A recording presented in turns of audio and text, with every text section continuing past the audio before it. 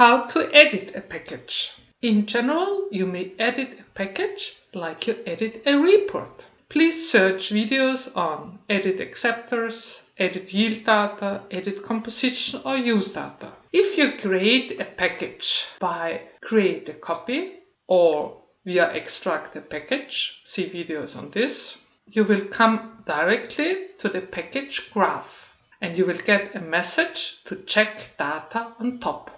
First of all, you may only edit your own packages, not packages provided by the VE System or Access Administrator or VE Forum packages, which may not be edited in general.